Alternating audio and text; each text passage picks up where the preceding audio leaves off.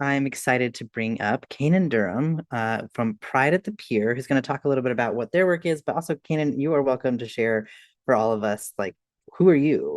What makes Kanan Kanan, and any message you have for folks here. I'm really glad to have you today. Thanks so much. Absolutely. Thank you for having me. And I'm just a guy who sometimes wonders how the heck I got here, which I think is kind of the thesis of what I want to share today about how accessible the work that I do is. Um, so yes, hello, my name is Kanan Durham. I'm a transgender man, and I live in Huntington Beach, California. Yes, that Huntington Beach, California, that many of you have heard about. It is notorious for having a local government that aligns themselves very publicly with our current administration, which includes a lot of the anti-LGBTQ rhetoric that we hear coming out of the far right at this time. So uh, I run Pride at the Pier, which is a relatively young organization, and the way that we started is in spring of 2023 our city council brought forth an agenda item that, in essence, put a gag order on city employees by banning them from being able to display the pride flag in any way. So it was more than just saying that you can't have the pride flag on, the flagpole on, on the pier. It was the library can't have, little pride flags with their June, just the city employees can't have a pride sticker displayed on their name tag. It was more extensive than I think a lot of people realized.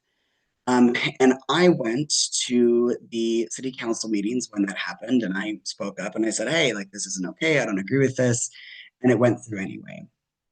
There were a lot of folks who came out and protested that. Myself and a couple of friends, we got together, and a few months after the pride flag ban was passed, we had Huntington Beach's Pride at the Pier, where we had a massive homemade progress pride flag. It's 24 feet by 33 feet. And we took this flag and marched down to the end of the pier, and then we hung on off the side of the pier for a whole hour. Um, and that was really where, when we came up with that idea, that was all that was supposed to be, right? It was just a reactionary event that we wanted to do to say, hey, like, like we belong here, right? But then on the pier, we talked to the like 150, 200 people that came out to support that and realized, holy crap, there's really a need here. As Orange County has a lot of really amazing service-oriented organizations that serve the LGBTQ community. But prior to Pride at the Pier, we really didn't have an organization whose entire purpose was nonpartisan civic education and empowerment, right? We have like the Lavender Democrats and whatnot, but we didn't have one that was just about teaching folks how to get involved in politics, letting them know what's going on in their school boards and their city councils, teaching them how to do that, and trying to build a nonpartisan voting bloc. Because here's the thing: Huntington Beach, Orange County, it's like a lot of areas in this country, right, that are known for being very conservative, that are known for being not particularly friendly to the LGBTQ community.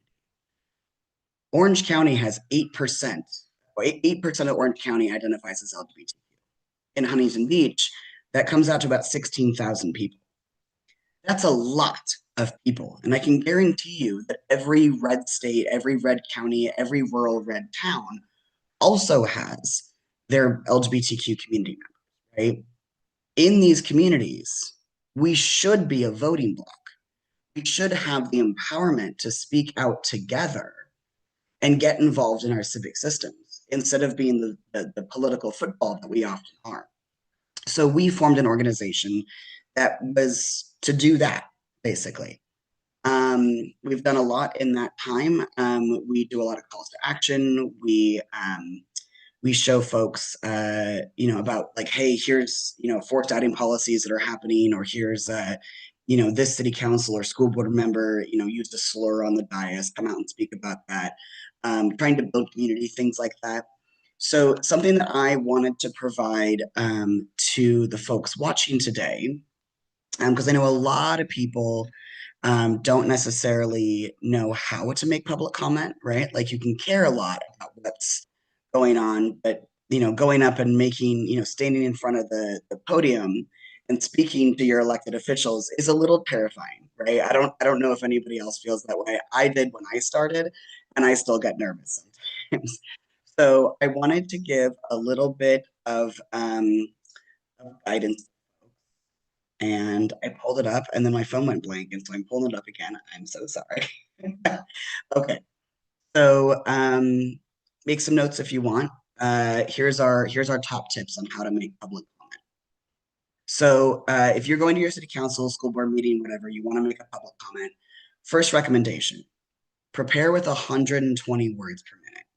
The reason we say that is that most people can speak comfortably, like at this pace, can speak comfortably at about 120 words per minute. If you know that in your city council that they allow on average 3 minutes of public comment, write a 360 word speech, right? You know that you'll get it in. It takes kind of a little bit of the pressure off on practicing your speech and trying to get it to the right time. Also, still, even if you have your 120 words per minute in your public comment, practice ahead of time.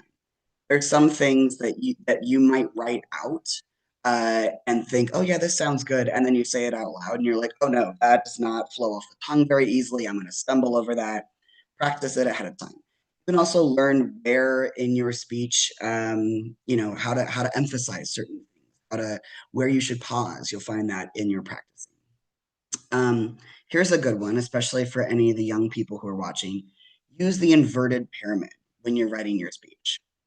So generally, if you're writing a high school essay, the idea is that you start with your basic thesis and you explain it all, and then you have your hard-hitting point at the end, right? You don't want to do that with public comment. In public comment, especially when you have big controversial things, you might have 4 hours of public comment that the community members are making. And if you are waiting until the end to make your really strong, impactful point, people have tuned you out by then. They're bored, right? Like it's an hour and a half in, they've heard this so many times, they're not listening. The inverted pyramid is the idea that you make your really hard hitting point first, and then you explain it all through the rest of your comment. Also, less is more. Things like you don't have to waste your time thanking the school board members, the city council members, or whatnot for showing up to do their job and listen to you. That is their job. Don't waste your 120 words on thanking them for allowing you to speak. It's your right as a person in this community. Be prepared for changes. Now, this is a really big one, especially in like really conservative spaces. We have noticed that a method that is often used by some of the more far right bodies is that they will see that, oh, there's a whole bunch of people coming to speak about this anti-LGBTQ thing on the agenda. We usually let them have 3 minutes, but we're going to say that they have only 1 minute. So be prepared. Know that you might have to shorten your speech, and keep in mind ways that you can do that. And then the very last one that I want to give is don't be afraid to be personal. It's okay to be vulnerable in these spaces. And oftentimes when you're listening to public comment where there's like, whether it be a forced outing policy or bans on gender affirming care or a pride flag ban or anything like this, there will be a lot of people who are sharing some of the same general, like, hey, homophobia is not okay, blah, blah, blah, blah, blah. Not blah, blah, blah. You know what I mean, right? People will have the same comments. And sometimes the best way to get them to hear your comment is to be vulnerable. And that's scary, but if you're willing to do it, it may not change the minds of the people that are on the dais, but it might change minds in your community.